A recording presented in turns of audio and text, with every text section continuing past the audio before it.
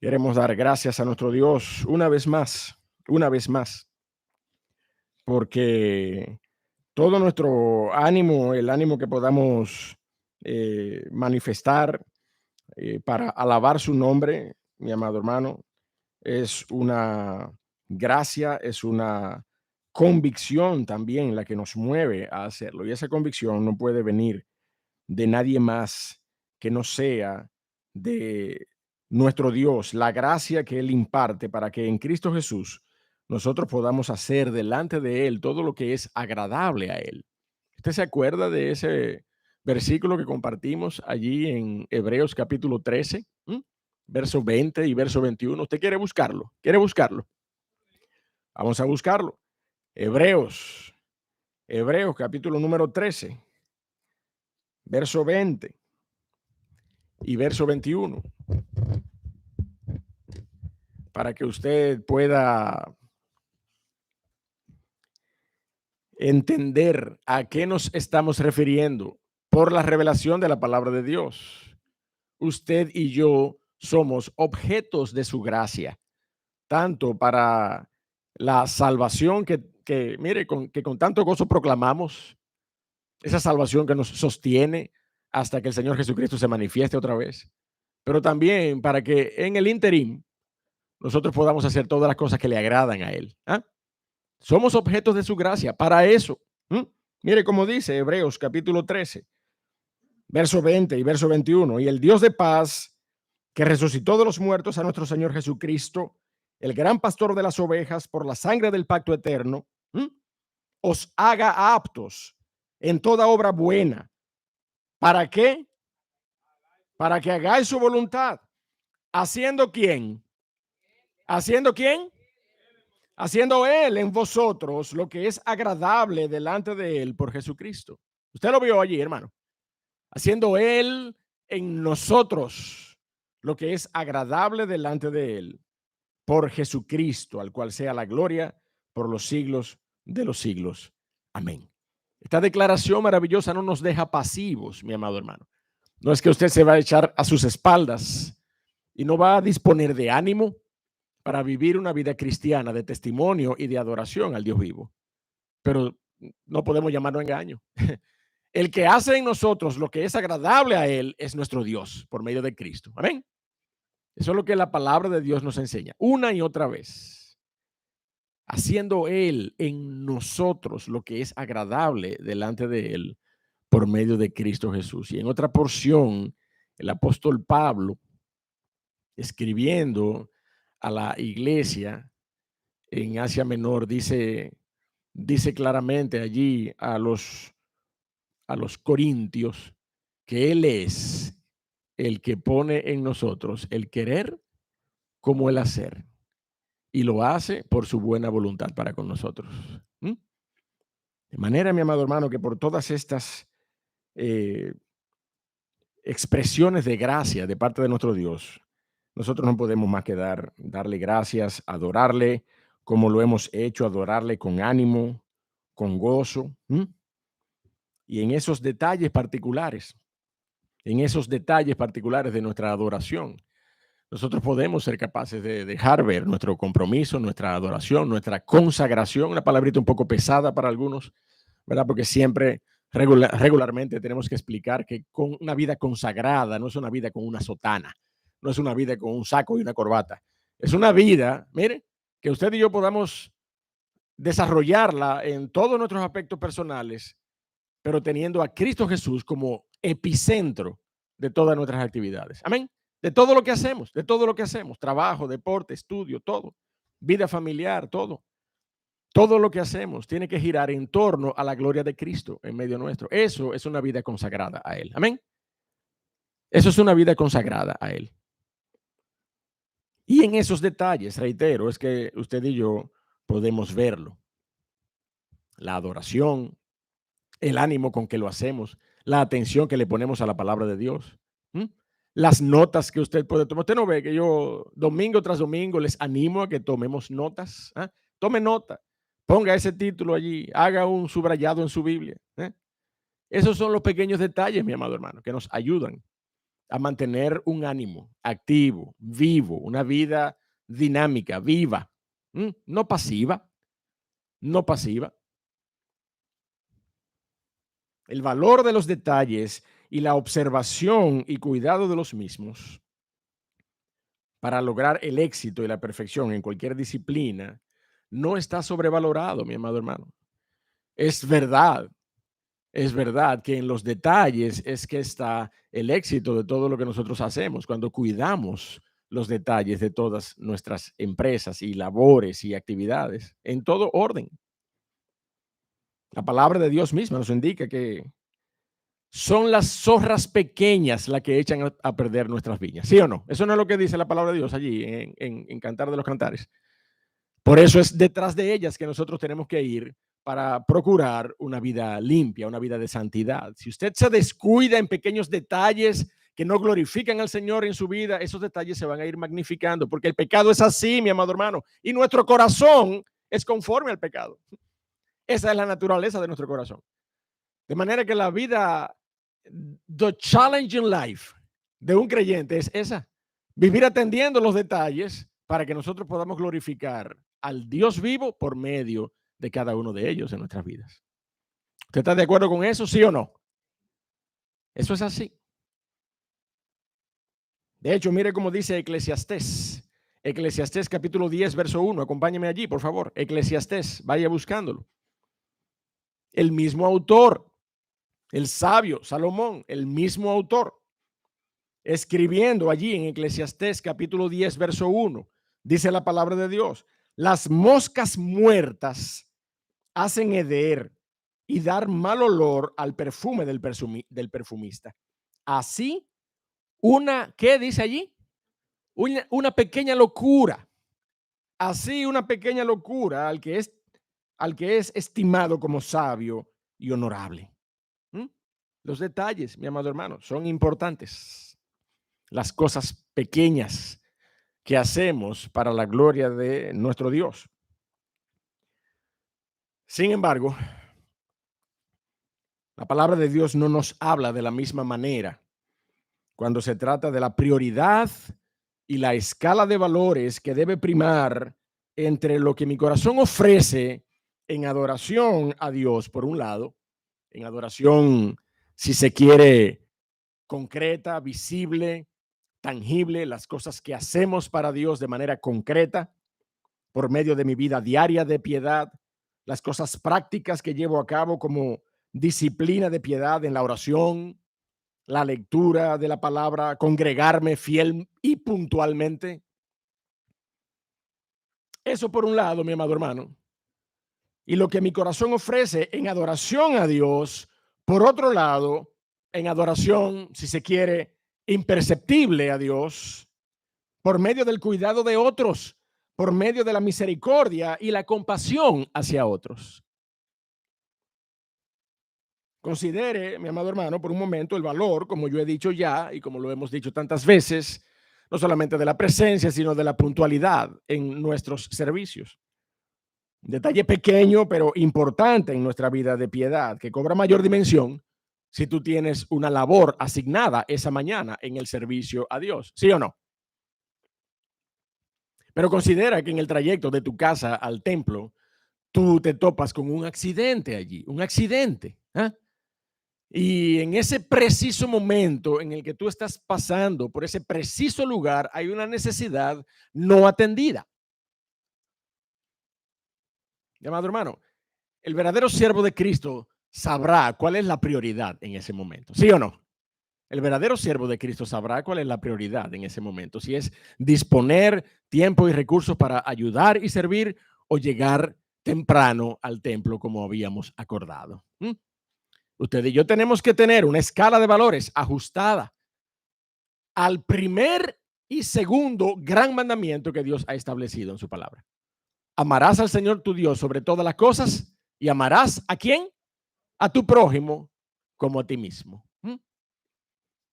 Entonces, mi amado hermano, es importante que nosotros entendamos esto porque el Señor espera que nosotros sepamos cuál es la diferencia entre una adoración, escucha esto por favor, entre una adoración ceremonial y una adoración servicial.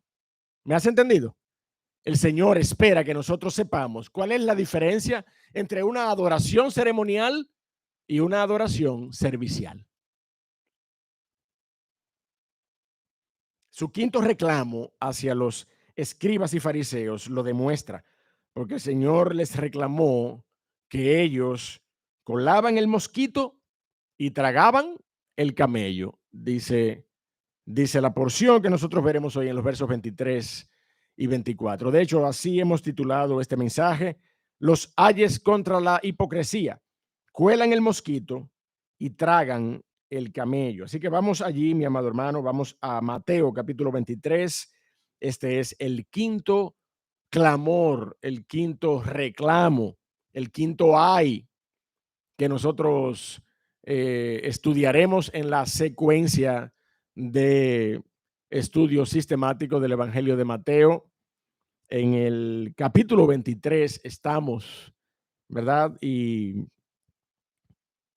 vamos a continuar viendo esta serie de lamentables señalamientos y reclamos de parte del Señor. Mire cómo dice este quinto ay.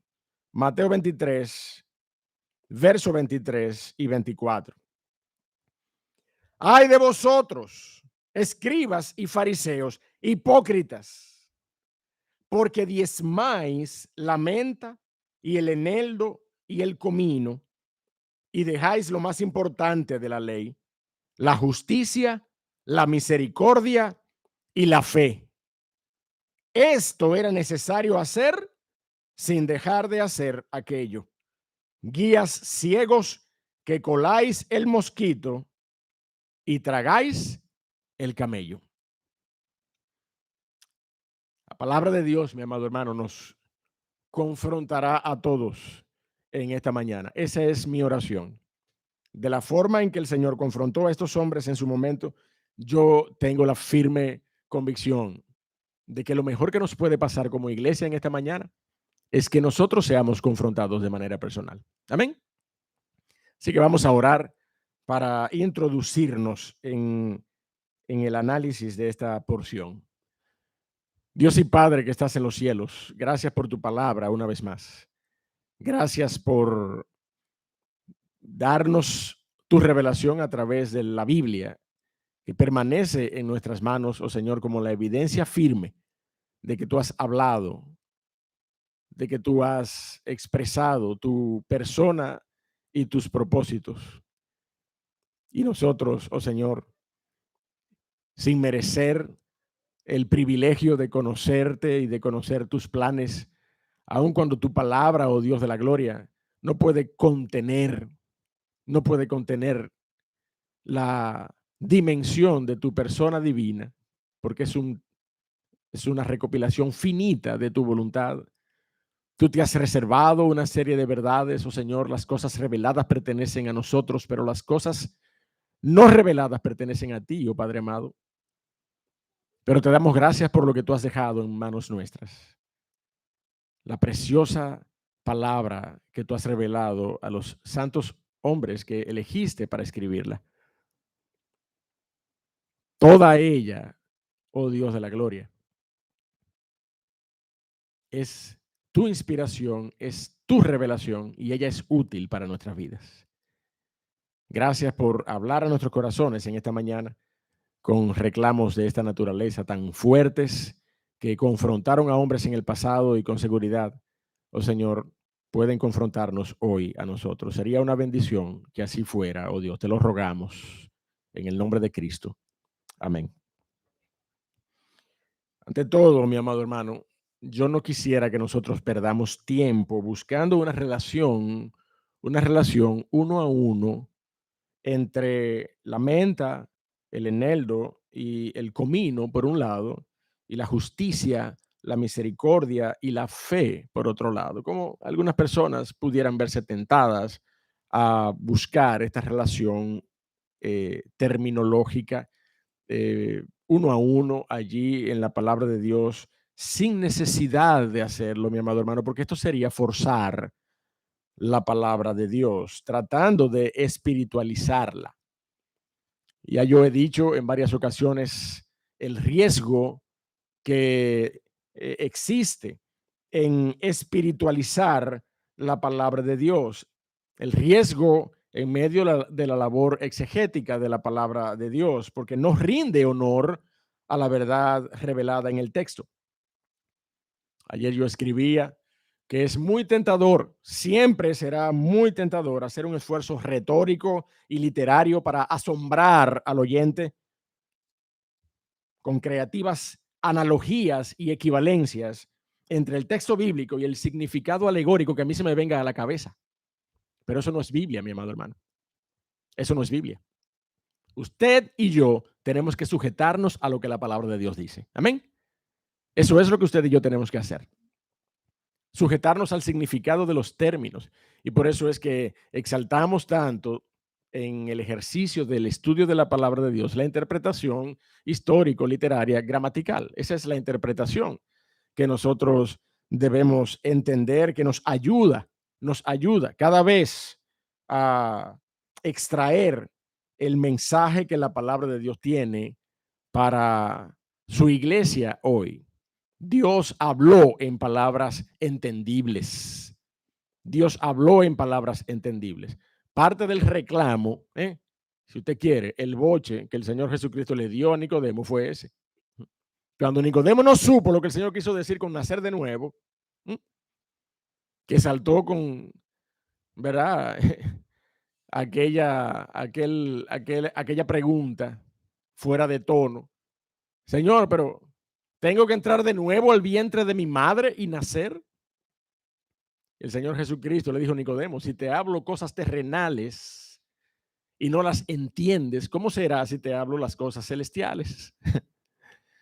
El Señor reveló palabras sencillas para nuestro entendimiento y la palabra de Dios nos muestra claramente cuando ella nos habla en alegoría y en parábolas, ella misma nos lo revela. Y nosotros de esa manera tratamos y nos adecuamos al texto bíblico. La menta, el eneldo y el comino, mi amado hermano, eran simplemente valiosas especias que requerían incluso un cuidado y un detalle particular en su siembra y en su cosecha. Vaya conmigo a Isaías para que nosotros veamos el detalle y la descripción del uso y de la cultura alrededor de estas especias, la agricultura, si usted quiere. Isaías 28, verso 23. Dice la palabra de Dios allí en Isaías 28, verso 23. Estad atentos y oíd mi voz. Atended y oíd mi dicho. El que ara para sembrar, arará todo el día. Arará todo el día. Romperá y quebrará los terrones de la tierra. Cuando ha igualado su superficie, no derrama el eneldo, siembra el comino, pone el trigo en hileras y la cebada en un lugar señalado y la avena en su borde apropiado. Óigame, ¿no son estos detalles que el Señor está dando acerca del uso y la práctica en la agricultura en la nación de Israel? Y cómo Dios está declarando, ¿no es esto lo que ustedes hacen con detalle y con cuidado? Y utiliza aquí una referencia bastante directa a estas especias que aparentemente en su cuidado y eh, en su siembra y cosecha eran bastante delicadas. Dice la palabra de Dios, verso 26, porque su Dios le instruye y le enseña lo recto, que el eneldo no se trilla con trillo, ni sobre el comino se pasa rueda de carreta, sino que con un palo se sacude el eneldo y el comino con una vara. El grano se trilla, pero no se trillará para siempre. No lo trillará para siempre, ni lo comprime con las ruedas de su carreta, ni lo quebranta con los dientes de su trillo. También esto salió de Jehová de los ejércitos para hacer maravilloso el consejo y engrandecer la sabiduría. ¿Usted lo ve ahí los detalles, mi hermano, acerca de estas especias? El Señor, de manera directa, de manera clara, habla acerca del uso, ¿verdad?, de estas hierbas. Al final, reitero, no tenemos necesidad en el ejercicio de la interpretación del texto bíblico de encontrar una analogía espiritualizada con respecto a estos elementos y a lo que el Señor está hablando. con respecto a la justicia, a la misericordia y a la fe. Son simplemente hierbas aromáticas, la menta, el eneldo y el comino, especias, diezmo de la tierra y del fruto de la tierra, como lo testifica la ley. Levíticos, verso 30 del capítulo 27. Levíticos 27:30 dice: y el diezmo de la tierra, así de la simiente de la tierra como del fruto de los árboles de Jehová es. Es cosa dedicada a Jehová. De manera, mi hermano, que los escribas y los fariseos no estaban haciendo algo incorrecto al diezmar la menta, el eneldo y el comino. De hecho, usted y yo lo vemos en el reclamo del Señor. Esto era necesario hacer, ¿sin qué? Sin dejar de hacer aquello, sin dejar de hacer lo otro. Esto era necesario hacer sin dejar de hacer lo otro, sin dejar de hacer aquello. Los escribas y los fariseos no estaban inmersos en una práctica que deshonrara el nombre de nuestro Dios. De hecho, estaba establecido en la ley el diezmo de la tierra, el diezmo de los frutos de la tierra y el fruto de los árboles. Pero estaban, mi amado hermano, estaban dejando atrás lo más importante de la ley, los aspectos fundamentales de la ley para el trato y el amor al prójimo, que de manera primaria había sido establecido allí junto al primer y más grande mandamiento.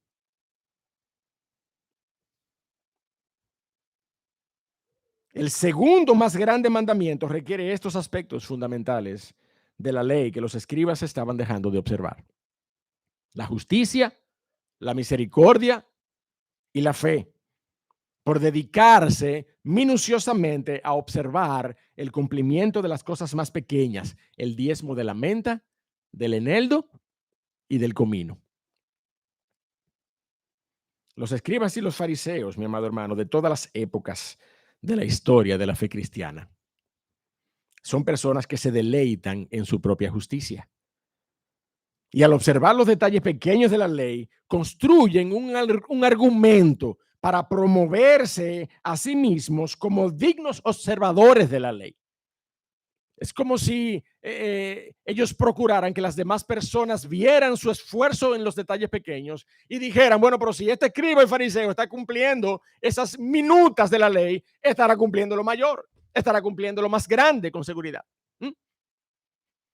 Esta era la apuesta mercadológica de los escribas y los fariseos: venderse, ¿verdad?, como aquellos justos cumplidores de la ley, al observar estos detalles particulares a costa, mi amado hermano, de los verdaderos aspectos del amor al prójimo: la justicia, la misericordia y la fe.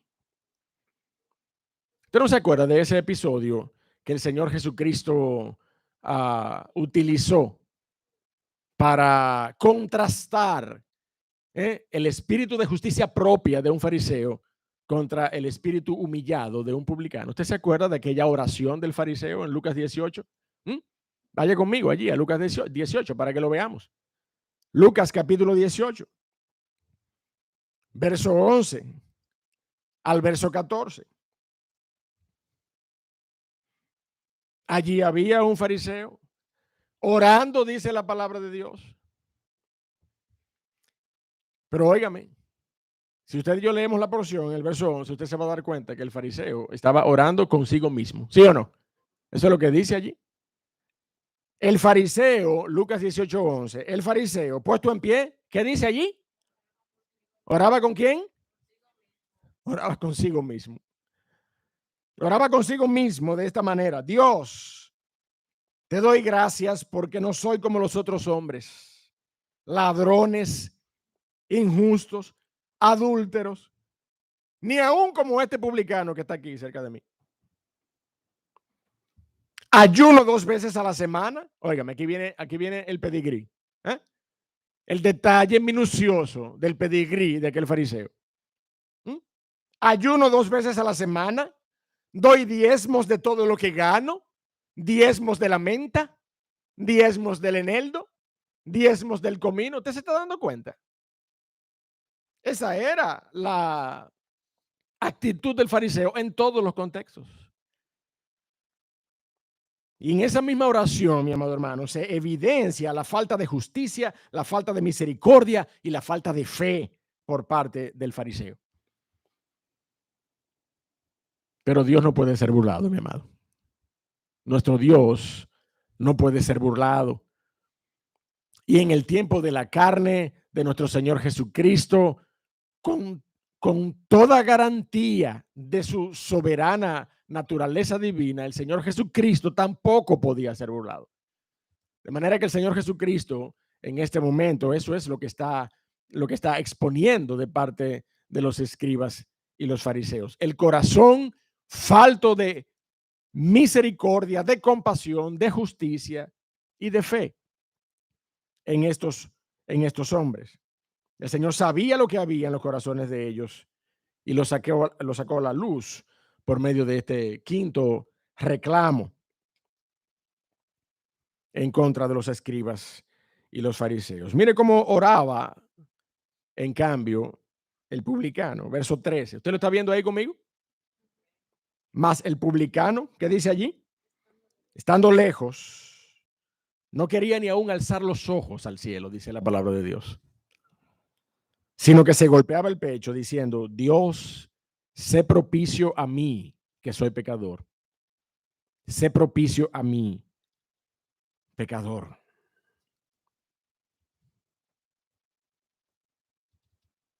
Os digo, dice el Señor Jesucristo, que éste descendió a su casa justificado antes que el otro, porque cualquiera que se enaltece será humillado, y el que se humilla será enaltecido. A raíz de una escala de valores completamente distorsionada, mi amado hermano, que es lo que ocurre en la vida de toda aquella persona que no tiene a Cristo, se le distorsionan los valores en su cosmovisión, y lo que no es importante pasa a ser primario, y lo que es vital pasa a ser secundario. Es una manera de decir: a lo malo llaman bueno y a lo bueno. ¿Usted está de acuerdo con eso? Esa es una equivalencia. Es una equivalencia, porque nuestras prioridades sin Cristo Jesús son completamente trastocadas, trastornadas por el pecado que es natural en nuestras vidas. A raíz de esa escala de valores distorsionada, estos fariseos marginaban la justicia, la misericordia y la fe en procura de observar rigurosamente su religión.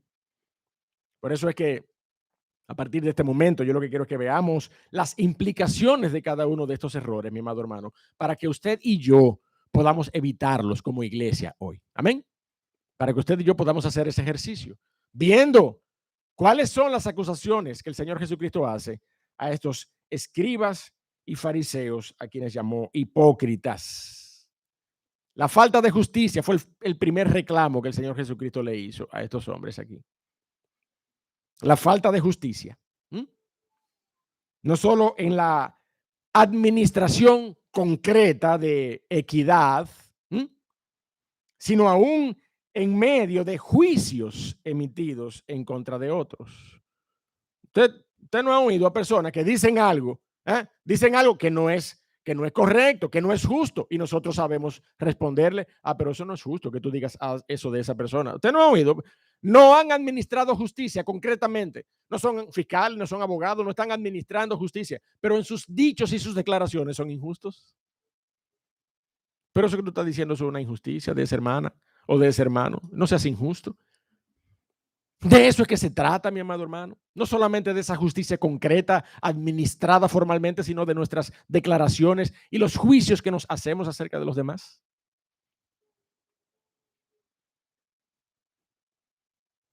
Estos hombres, mi amado hermano, que eran los que administraban las cosas de Dios a la nación, estaban lacerando al pueblo, y lamentablemente, mi amado hermano, es una actitud que se ha perpetuado hasta nuestros días en medio del cuerpo de Cristo. Falta de justicia, falta de proporcionalidad, de equilibrio al juzgar las cosas. Muchas veces se sobredimensionan las acusaciones sobre aspectos que deberíamos tratar con mayor consideración. En vez de permitir que sea Dios mismo quien a través del tiempo y a través de las circunstancias revele los corazones, mi amado hermano. Usted y yo estamos llamados a evaluar y a juzgar sobre hechos, sobre el fruto, ¿sí o no? No sobre las intenciones del corazón. ¿Usted sabía eso? ¿Mm? Vaya conmigo, por favor. 1 Corintios, capítulo 4. Si usted no lo sabía, vaya conmigo. 1 Corintios, capítulo 4, verso 5. 1 Corintios, capítulo 4, verso 5. ¿Qué dice allí, hermano? ¿Qué dice allí? Léalo conmigo. Así que no juzguéis nada antes de tiempo. ¿Tenemos Biblia todos? ¿O no estamos allí? Estamos allí. Vamos a leerlo. Vamos a leerlo. La cuenta de 3. 1 Corintios 4, 5. 1, 2 y 3. Así que no juzguéis nada antes de tiempo, hasta que venga el Señor, el cual aclarará también lo oculto de las tinieblas. ¿Y qué hará? Manifestará las intenciones de los corazones. Y entonces cada uno recibirá su alabanza de Dios o su reprensión de Dios, ¿sí o no? O su alabanza o su reprensión de Dios. Pero es Dios soberanamente el encargado de manifestar las intenciones de los corazones. No somos nosotros. Él es quien manifestará las verdaderas intenciones de los corazones. Nosotros no estamos llamados a desenmascarar los corazones. No estamos llamados a eso. Nosotros estamos llamados a juzgar hechos, a juzgar los frutos. Si el fruto es digno de reprensión, si el testimonio es digno de reprensión, debe ser juzgado con justo juicio, dice la palabra de Dios. Pero usted y yo no podemos pretender llegar hasta el fondo del asunto en los corazones, porque eso le pertenece al Señor. Él es quien aclarará lo oculto de las tinieblas, dice la porción, y manifestará las intenciones de los corazones. Pero nosotros queremos diezmar la menta, el eneldo y el comino y dejar de lado la justicia en medio del cuerpo de Cristo. Esa fue la primera acusación que el Señor Jesucristo les hizo a los escribas y los fariseos. Ustedes obran injustamente. Toda injusticia es pecado, dice la palabra de Dios. De nuevo, no solamente en la administración concreta de justicia, sino también en la declaración injusta de conclusiones acerca de hechos o de personas. Y cuando entonces transgredemos la raya que el Señor estableció para que nosotros simplemente nos limitemos a juzgar hechos y entonces pasamos a juzgar los corazones, ahí estamos cometiendo doble pecado, mi amado hermano. Porque ni a usted ni a mí no compete el juzgar los corazones.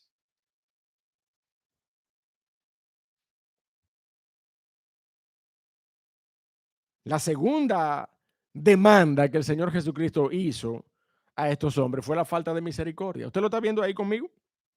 Mateo, capítulo 23. Diezman la menta, el eneldo y el comino, y dejáis lo más importante de la ley. ¿Cuáles son esas cosas? ¿Cuáles son esas cosas? La justicia, la misericordia y la fe. Ya vimos el reclamo del Señor Jesucristo con respecto a la justicia. Mire lo que el Señor Jesucristo les reclama. Ahora, la falta de misericordia que estos hombres les caracterizaba, el trato inmisericordia hacia las personas y hasta las condiciones de las personas que ameritaban compasión. Personas que ameritan que extendamos nuestras manos, aún en medio de nuestros juicios y determinaciones contra sus actos, por más justos y rectos que esos juicios sean. Usted y yo tenemos que aprender a impartir justicia y al mismo tiempo ser compasivos. El Señor Jesucristo así fue que obró. El Señor Jesucristo podía mirarte a los ojos, transmitirte su amor transformador y al mismo tiempo, cantártelas todas, una por una. El Señor Jesucristo impartía justicia, pero también el Señor Jesucristo lo hacía con gracia y con compasión. Esa conjugación, mi amado hermano, en el carácter del Señor Jesucristo, usted y yo estamos llamados a imitarlo. Fue por eso que el Señor Jesucristo, de él, se dijo en varias ocasiones, mire, jamás hombre alguno ha hablado como este hombre.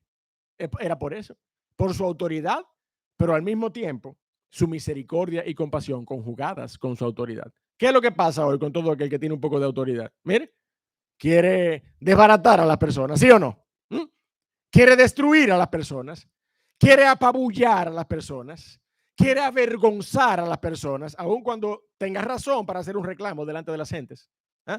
Quiere apabullar, quiere avergonzar, quiere, mire, destrozar, pisotear a las personas.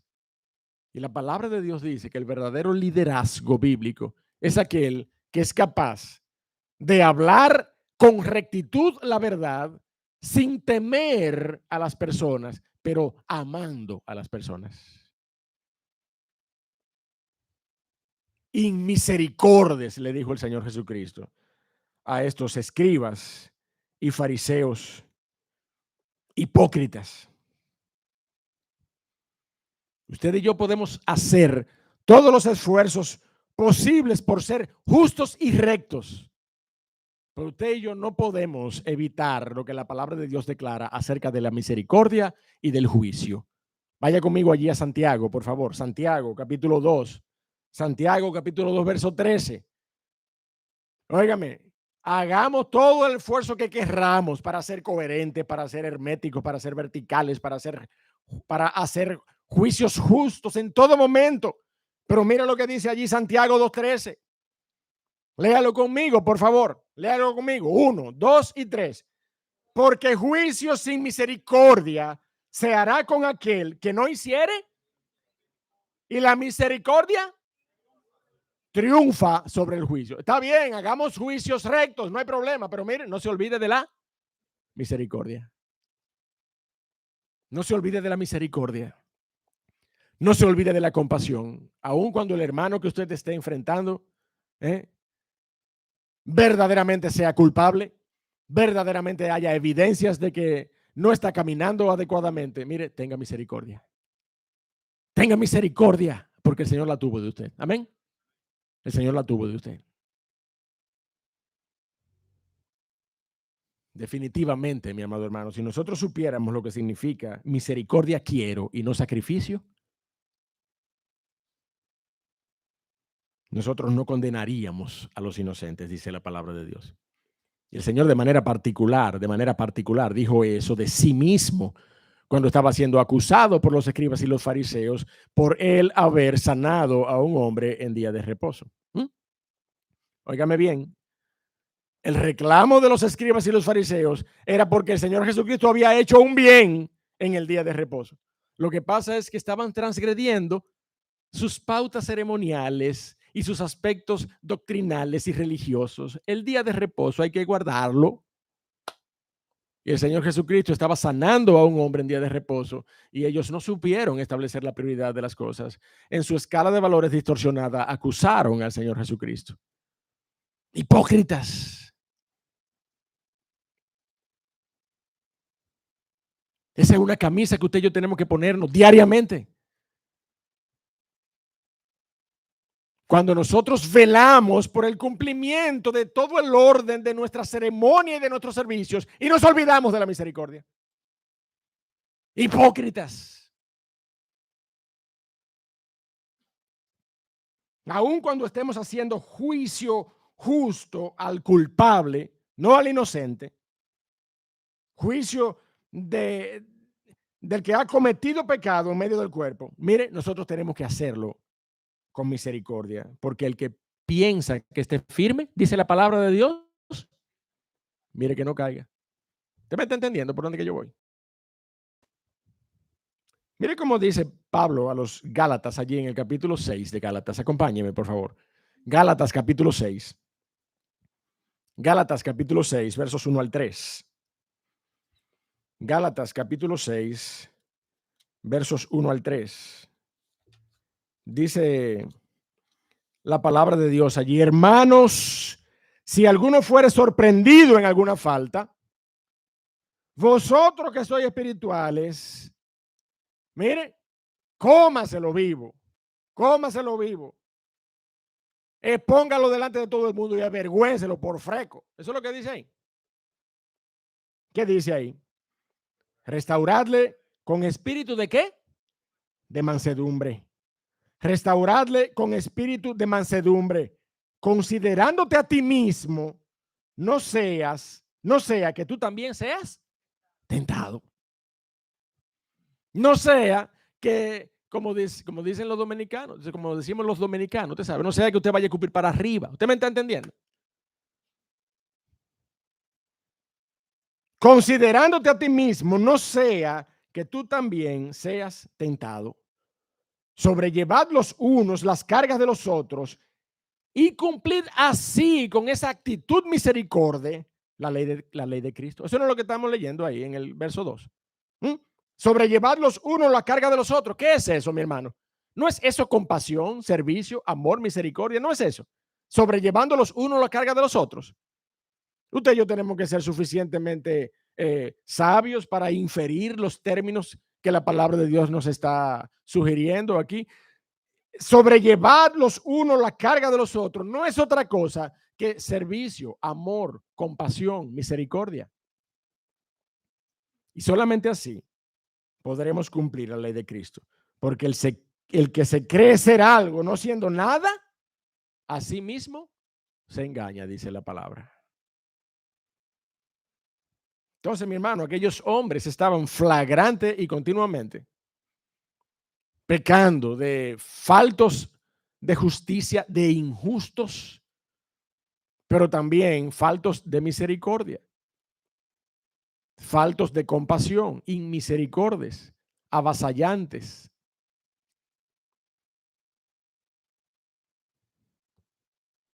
Pero mire la acusación de su incredulidad y su falta de fe. Yo creo que es lo peor que el Señor Jesucristo pudo haber dicho de estos hombres.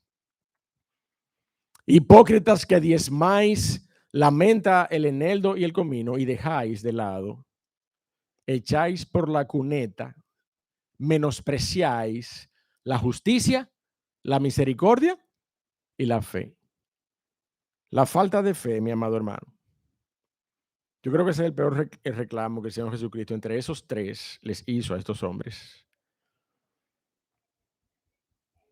Esa falta de fe, ante todo, falta de fe en las promesas que debían sustentar a la nación de Israel en ese momento, las promesas de un redentor.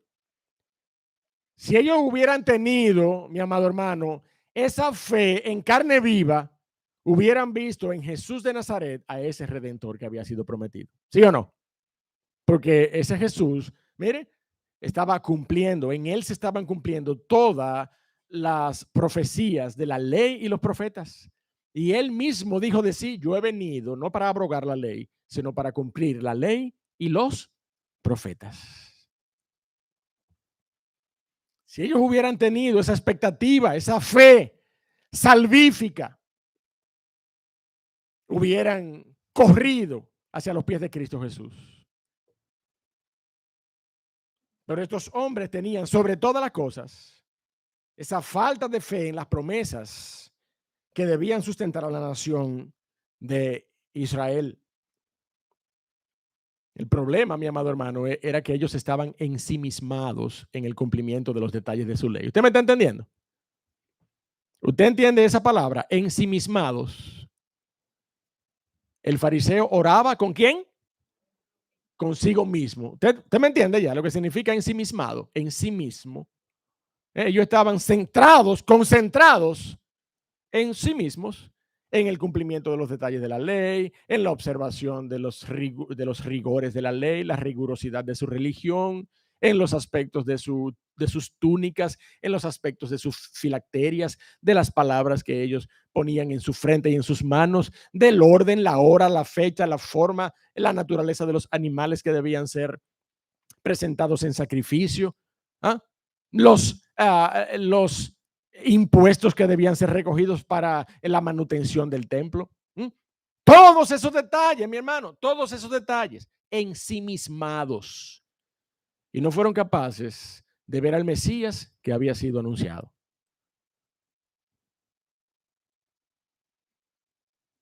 Mi hermano, ¿usted cree que nosotros hoy como iglesia pudiéramos de alguna manera caer en el mismo riesgo de, mire, de ensimismarnos en el orden de nuestros servicios, en los detalles de nuestro culto, en la preparación, en la adoración, en el rigor de la vestimenta, en el que si usted se puede o no parar ahí a predicar con corbata, sin corbata, con chacabana, cuello abierto, manga corta, que si usted puede, óigame mi hermano, ¿en qué es que nosotros estamos poniendo nuestro enfoque? ¿Es en el Cristo de la iglesia o es en la iglesia de Cristo? ¿En qué es que usted y yo estamos poniendo nuestro enfoque? Eso es, ese es el reclamo que el Señor Jesucristo le está haciendo a estos hombres. Ese es el reclamo. Diezmáis la menta, el eneldo y el comino. Y hemos dejado de lado la misericordia, la justicia y la fe. Estaban ensimismados en su propia justicia, viendo sus obras, viendo y demandando de otros el cumplimiento minucioso de la ley. Pero no solamente esa falta fundamental de fe salvífica que nos aleja de nuestra propia justicia y nos hace buscar la justicia de Cristo, sino la falta de fe, oiga bien, mi hermano, la falta de fe que les movía a desconfiar de lo que el Señor podía hacer para restauración y preservación de su pueblo. Los escribas y los fariseos pretendían ser ellos los preservadores de la piedad y del temor de Dios en medio de la nación. Ellos con el cumplimiento de sus normas y de su religión. Y se olvidaron de la palabra profética en Isaías, donde el Señor advierte que el temor a Él no puede ser un mandamiento de hombres que es enseñado. Porque cuando es usted y yo que pretendemos poner el temor de Dios en los corazones de los hombres, a lo que más llegamos es a ser prosélitos. ¿Usted me entiende? Pero posiblemente ninguno de ellos nacido de nuevo. Vaya conmigo ahí a Isaías 29 para que usted lo lea. Isaías 29, verso 13. Isaías 29, verso 13. Dice pues el Señor, porque este pueblo se acerca a mí con su boca y con sus labios me honra. Pero su corazón, ¿qué dice el Señor? Su corazón está lejos de mí. Y su temor de mí, oiga bien, su temor de mí no es más que un mandamiento de hombres que les ha sido enseñado. Un mandamiento de hombres que les ha sido enseñado. Es Dios mismo, mi amado hermano. Es Dios mismo quien pone su temor en nuestros corazones para que no nos apartemos de él, dice Jeremías 32:40. Es Dios mismo que hace esto. Usted y yo podemos llamar a otros, a los nuestros, sobre todo a nuestros hijos, para que vean la manifestación del temor de Dios en nuestras vidas. Como dice el Salmo 34. Salmo 34, vaya conmigo, por favor, al Salmo 34. Y veremos al salmista llamando y con el deseo de instruir el temor de Dios. Pero usted y yo hacemos eso para glorificar y exaltar al Dios de los cielos, no para instruir a las personas de manera que las personas vivan conforme a mi instrucción. Si no es Dios que pone su temor en los corazones de los hombres, mire mi hermano, nosotros no lograremos una transformación. La única regeneración transformadora que se produce en el corazón de los hombres es cuando Dios pone su temor en nuestros corazones. No es cuando nosotros le damos las instrucciones, aun cuando estas sean instrucciones de la palabra de Dios. Nosotros tenemos que estar claros en eso. El Señor nos mandó a que nosotros les enseñemos a los discípulos que nosotros hagamos en el camino de la fe, en nuestra vida de predicación de la palabra de Dios, en nuestra vida evangelística, que nosotros les enseñemos a los discípulos a guardar todas las cosas que Él nos ha mandado. Pero esta es una persona en la cual ya ha ocurrido esa regeneración. Esta es una persona en la cual Dios ya ha derramado Y es nuestra oración que así sea. Su temor soberanamente, para que entonces nosotros podamos vivir sujetos a la instrucción de la palabra de Dios. De otra manera, no es posible, mi amado hermano, no es posible. Mira el verso 8. Gustad y ved que es bueno Jehová. Dichoso el hombre que confía en él, dice el salmista. Temed a Jehová, vosotros sus santos, pues nada falta a los que le temen. Los leoncillos necesitan y tienen hambre, pero los que buscan a Jehová no tendrán falta de ningún bien.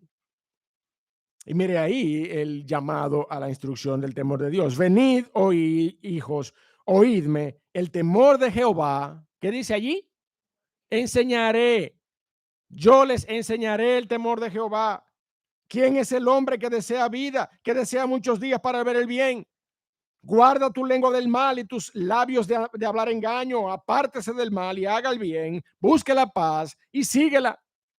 No voy a seguir leyendo el Salmo 34, pero óigame, esa es la responsabilidad de todo hombre, de todo padre de familia, de todo ministro de la palabra de Dios, de todo hombre y mujer que teme a Dios y vive una vida de temor a Jehová, dar testimonio del temor de Dios en sus vidas e instruir a los suyos. Pero el objetivo no debe ser, aunque a usted y a mí nos parezca contraproducente, enseñar a los hombres el temor de Jehová para que lo aprendan de nuestras instrucciones. Si no es Dios, mi amado hermano, quien soberanamente imparte convicción por medio de su espíritu en nuestras vidas, el temor de Dios será simplemente eso, un mandamiento de hombres que les ha sido enseñado. Y eso era lo que estaban haciendo los escribas y los fariseos, pretendiendo enseñar el temor de Jehová por medio de mandamientos de hombres. Haga esto, haga aquello, no haga esto, no haga lo otro.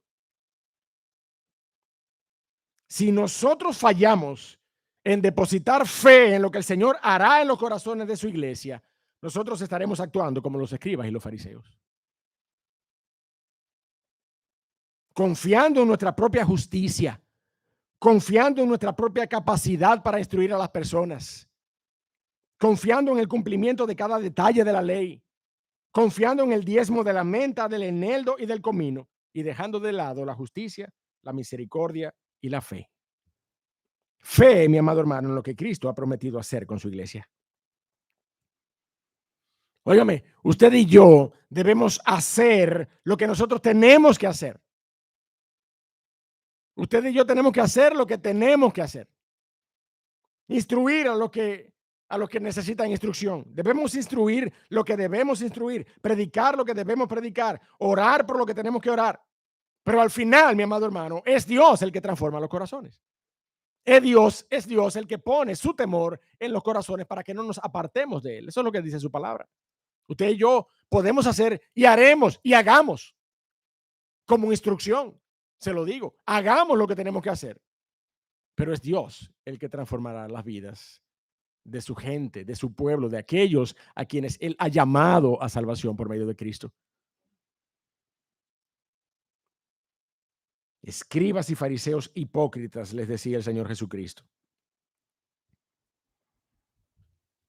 En otras palabras, que estaban pendientes al cumplimiento de las cosas pequeñas y de los detalles de la ley, pero dejaban de lado la justicia, la misericordia y la fe en el cuerpo de Cristo.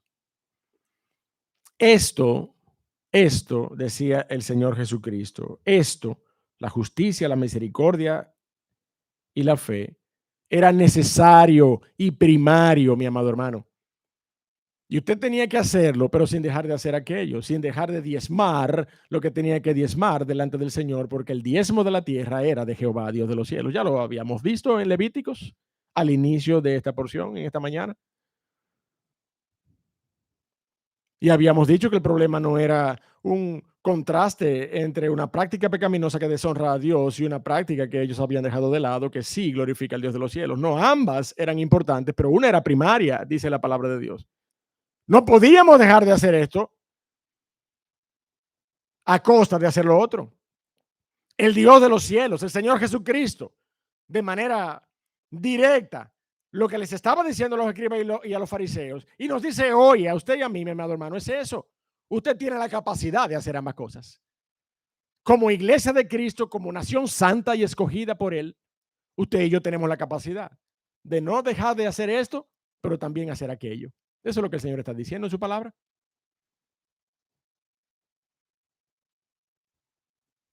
Partamos del fundamento, mi amado hermano, para luego abordar los detalles pequeños de la adoración, no al revés. Pero óigame, la minuciosa fiscalización de los escribas y los fariseos en cuanto al cumplimiento de la ley les llevaba a colar el mosquito mientras se tragaban el camello. Usted sabe lo que eso quiere decir, ¿verdad? Cuando usted cuela algo, ¿qué es lo que usted hace? Usted está desestimando eso que está colando, ¿verdad que sí? Si usted está colando un juguito, ¿verdad? Usted cuela el bagazo, ¿sí o no? Cuela las impurezas de la cáscara o algo así. Usted cuela y lo bota, las semillitas. Eso es lo que usted cuela. Posiblemente lo bota. A mí no. Cuando yo estoy colando un jugo de piña o un jugo de limón, yo le digo a mi esposa, guárdame ahí la basurita esa, pónmela en el freezer. Que después le echo miel y me la como. Ah, yo no boto nada, ¿no? Todas esas cosas se comen y le hacen bien a uno. Aprendan. Esa pulpa de la piña, esa pulpa de la naranja, eso no se bota, mi hermano. Aprenda a comerse, lo que usted y yo no sabemos lo que viene por ahí. Ahorita estamos buscando los gallos de los arroz para comérnoslo.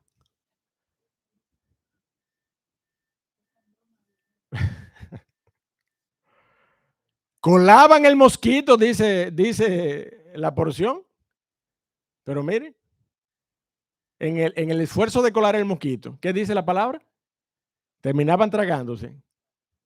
Tremendo camello. En otras palabras, mi amado hermano, siempre prestos para señalar y evitar que las cosas menores pudieran alterar el orden de su religiosidad, el orden de su iglesia, el orden de su culto, el orden de su congregación. Pero no se daban cuenta que con su actitud injusta y misericordia y faltos de fe, se estaban tragando el camello completo, mi hermano. Tremendo frente que se estaban abriendo delante del Señor, ante la justicia y la misericordia del Señor. Por eso, como conclusión, mi amado hermano, quiero que tú y yo entendamos que es urgente que recordemos cuál era el propósito del siervo de Jehová en las Escrituras. Nuestro Señor Jesucristo, dice la palabra de Dios, no contendería, no vocearía, nadie oiría en las calles su voz. El propio Mateo se hizo eco allí en Mateo 12 de esta declaración del profeta Isaías acerca del Señor Jesucristo. La caña cascada, dice la palabra de Dios allí, no quebrará. El siervo de Jehová no quebrará la caña cascada, ni el pábilo que humea apagará hasta que saque a victoria el juicio. Amado hermano, el Señor Jesucristo se manifestó para llamar a arrepentimiento al pecador. El Señor Jesucristo se manifestó para manifestar salud al que estaba enfermo espiritualmente. El Señor Jesucristo se manifestó para dar vista al que estaba ciego espiritualmente. El Señor Jesucristo se manifestó con compasión. Se manifestó misericordiamente. La caña cascada no quebrará y el pábilo que humea no se atrevió a apagar. El Señor Jesucristo, compasivo, lleno de amor, lleno de gracia, dice la palabra de Dios, se manifestó para salvación. Estos escribas y fariseos, hipócritas por demás, estaban utilizando la ley para todo lo contrario, para la minuciosidad, para el rigor del cumplimiento, completamente faltos de misericordia, faltos de justicia y faltos de fe, mi amado hermano, en lo que el Señor podía hacer en medio de su iglesia. Usted y yo somos constantemente testigos de necesidades en medio del cuerpo de Cristo, ¿sí o no? Necesidad en medio de la iglesia, necesidad de puntualidad, necesidad de asistencia, necesidad de pasión por la gloria de Cristo, necesidad por atención a su palabra, necesidad de reverencia, necesidad de predicación de la palabra de Dios, ¿sí o no? ¿No es eso toda la continua necesidad que uno pudiera ver en algún momento? ¿Mm? Sin embargo, la palabra de Dios insiste en que esa necesidad del cuerpo de Cristo debemos tratarla con justicia, con misericordia y con fe en lo que Dios hará en medio nuestro, ¿sí o no? Con fe en lo que Dios hará en medio de su iglesia. La palabra de Dios no nos llama a nosotros a ser los responsables de la transformación de los corazones. Sí nos llama a ser los expositores de la verdad de su palabra. Y nos llama como iglesia a todos a sujetarnos a la verdad de su palabra. Pero Él es el que trabajará en nuestros corazones, mi amado hermano. Soberanamente, soberanamente Él impartirá su justicia. Soberanamente Él nos traerá a una vida nueva en Cristo, en donde todas las cosas ya pasaron y he aquí todas son hechas nuevas. Ojalá que ese sea en esta mañana tu anhelo, el anhelo de que podamos vivir vidas transformadas, vidas regeneradas a la imagen de Cristo, a la imagen de nuestro Señor Jesucristo, quien aún teniendo que enfrentar el pecado en los corazones de los hombres, lo hizo con compasión, lo hizo con misericordia, lo hizo con justicia. Padre, Dios de la gloria, te damos gracias en esta mañana. Te amamos y te bendecimos y te rogamos, oh Dios del cielo, que tú puedas obrar en nuestros corazones. Mira, oh Dios, las necesidades de cada uno de nosotros, las espirituales, oh Dios del cielo. No me refiero a las necesidades materiales en este momento, Padre. Tú conoces de cuáles cosas materiales tenemos necesidad, pero este es el momento crucial en el que tenemos que marginar esas necesidades materiales y darle prioridad a las necesidades espirituales que tenemos como iglesia, como cuerpo, como individuos, delante de ti, oh Dios de la gloria.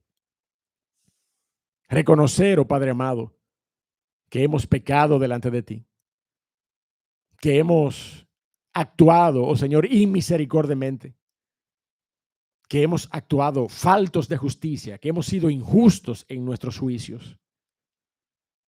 Oh Señor, esta declaración no solamente le corresponde a los escribas y los fariseos, tu iglesia, oh Dios del cielo, tu iglesia hoy constantemente batalla en contra de estas mismas fallas en su carácter.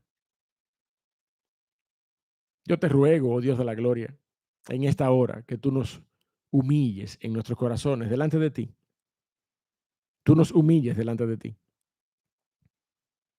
Y como aquellos que hemos sido llamados para dirigir a tu iglesia, liderar a tu iglesia con nuestro ejemplo, con la predicación de tu palabra, en el liderazgo, todos aquellos que tú has usado para levantar esta obra, oh Señor. Tú nos ayudes a todos como un cuerpo a poner nuestras barbas en remojo. Si hemos entendido, oh Señor, el señalamiento y la acusación del Señor Jesucristo, tu Hijo amado, en contra de estas actitudes, es tiempo de que nosotros comencemos a hacer ajustes y podamos actuar con una mayor justicia en nuestros juicios, con una mayor misericordia y compasión y con una mayor esperanza, con una mayor expectativa, con una mayor confianza, con una fe inquebrantable en lo que Cristo ha prometido hacer para presentarse a sí mismo, a esta tu iglesia, como una iglesia sin mancha ni arruga, oh Dios del cielo, que le glorifique por los siglos de los siglos. Ayúdanos, oh Dios de la gloria, a hacer los ajustes necesarios en nuestro carácter para que tú seas exaltado. Bendícenos, en el nombre de Cristo te lo pedimos. Amén.